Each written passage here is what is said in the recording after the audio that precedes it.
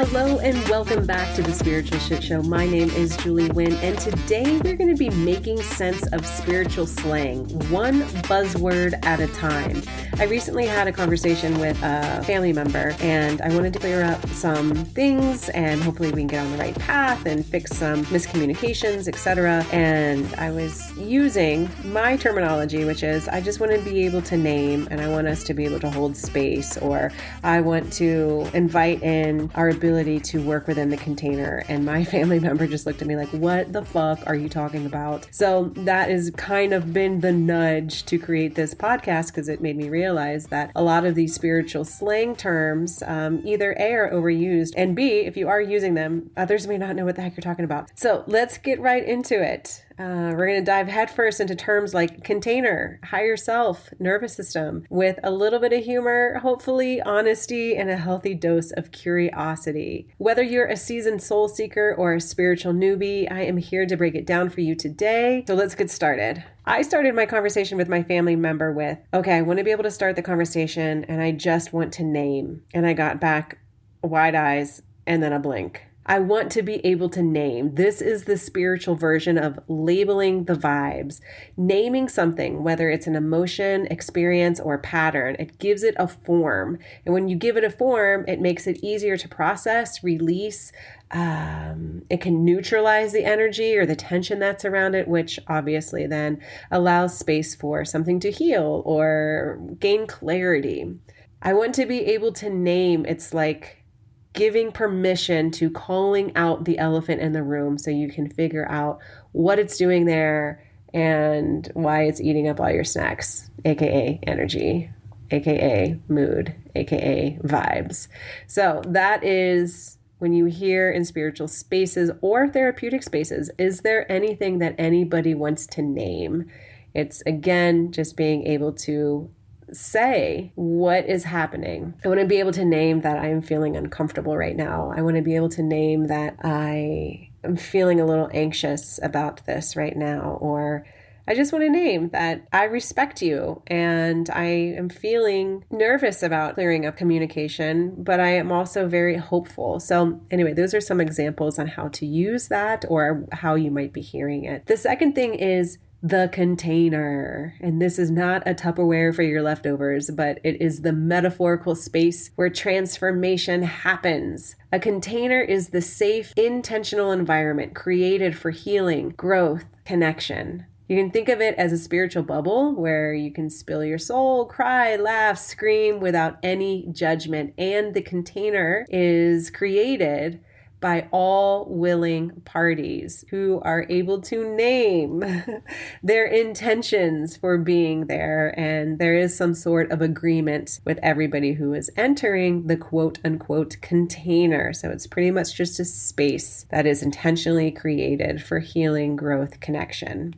And the next thing that you're hearing a lot of lately, I am sure, is doing your shadow work. Shadow work is the spiritual equivalent of cleaning out your emotional junk drawer. Now, nobody wants to clean up the junk drawer. You want to keep it closed. It's a junk drawer for a reason. Nobody on the outside has to see it, but it definitely is something that is annoying and full of junk. Doing your spiritual shadow work, it's the practice of facing your inner shadows, the fears, the insecurities, the belief systems, the traits that you'd rather pretend didn't exist. Doing shadow work is messy, uncomfortable, annoying, and it's also so necessary for growth and evolution and happiness. And I think the best thing to do in life is to courageously say yes to pulling back these layers of who you are so you can really connect to the power of who you are and confidently say yes to the dreams and the passions and the purpose of what it is that you want to create, experience, do, live by in this journey. So I am 100% behind somebody doing their shadow work, healing inner child.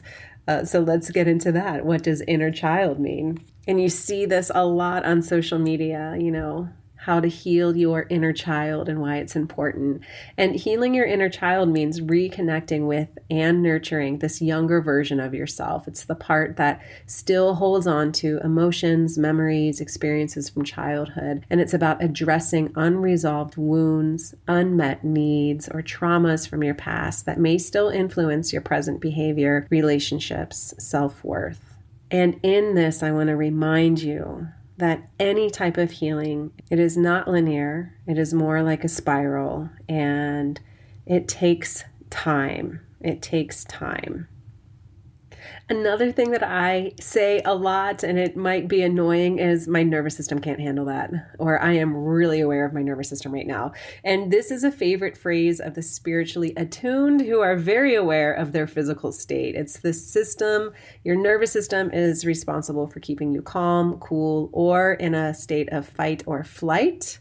And in spiritual terms, it often is referenced in discussions about healing, regulating emotions, or why you're crying during yoga class. Being aware of your nervous system. And then this leads us into the woo-woo, which is why I created Spiritual Shitshow, because here we are normalizing all things woo and understanding that life is magic and messy, and encouraging you to tap in to the woo and see how it can uplift and level up your life. The woo-woo is the umbrella term for all things mystical, magical, and, sometimes people don't always buy into it. The woo covers crystals and energy healing and intuitive guides and past lives, and it's basically the stuff that skeptics love to roll their eyes at, but for spiritual folks or those who are venturing into the woo or their healing journey or spiritual awakening quests, I promise you, the woo-woo works. Can it be weird? Yes, that's why I do a lot of my woo practices in the safety of my house. But, the breath work and the shaking and the healing and the tones and the chaos and the feelings of confusion and like you're going insane. This is all part of healing. And I have been doing my own healing work, which feels like a lifetime. I'm sure I'm going to continue to do it for a lifetime, but really, really focused healing work for the past 7 years. And I am telling you, I can see the change in myself, in my life. I can see how I used to be so anxious and so I'm completely different. And I continue to work on being stronger and building my resilience and my wisdom and my courage every single day. But I use these woo-woo tactics that help me to see my own light strengths and reminds me who I am and what I'm doing here. And the woo has led me to energy. And that leads us to what is energy. It is not just the thing that powers your morning coffee buzz. In spirituality, energy refers to the unseen vibes that flow through everything and everyone. It's the universal currency of connection, healing, intuition, inner guidance, wisdom.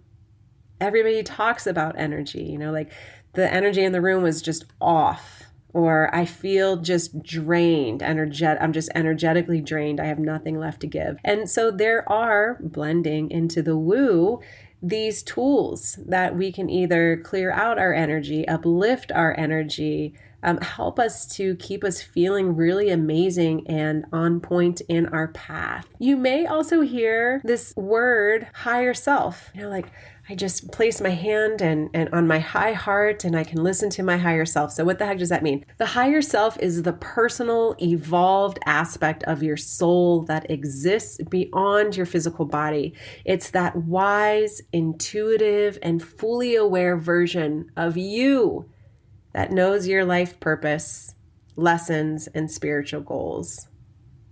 Your higher self acts as your spiritual guide, offering insights. This is your intuition and wisdom, and your higher self is what helps you navigate your human experience. It's just like this higher version of self. That's the part of you that isn't coming from fear. It's coming from truth. It's coming from trust. It's coming from You got this. Let's do it. Let's do it. Let's do it. And then I want to talk about then an oversoul. So what is an oversoul? So the oversoul is this overarching collective essence of your soul across all lifetimes, dimensions, and realities. It contains the entirety of your soul's existence, its past, present, and the possibilities of the future that you can really dance in. And this can get into the woo, but the function of your oversoul is that it connects all versions of you, your past lives, your future lives, your parallel lives, and it's the source of your soul's energy and the bridge between your individual experiences and that of the greater universe. Now that feels like that is a lot of stuff to kind of get your mind around.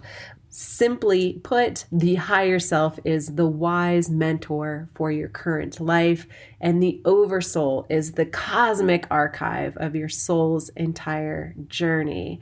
I did say I was going to say this in a really cheeky and funny way, but it feels more informative than funny.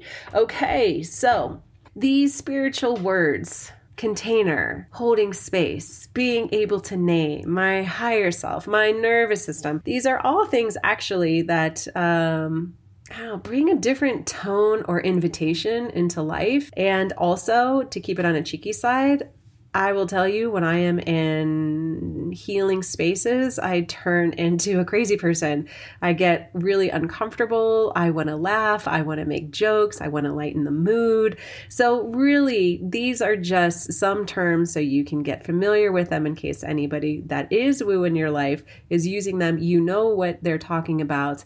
And also permission given. The whole point of this podcast is for you to tap in to what works for you, and may you do it in a very authentic, fun-filled way that you live, and I live my life as the unique spark of greatness that we are, and to remember that no one ever, ever, ever is going to be you, is going to be me.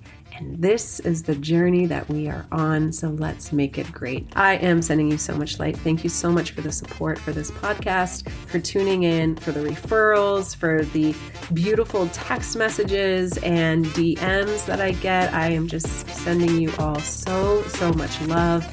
And if you are listening to this and we do know each other, thank you. Just thank you. I am so grateful that you are on my path and that we continue to inspire one another. Until next time.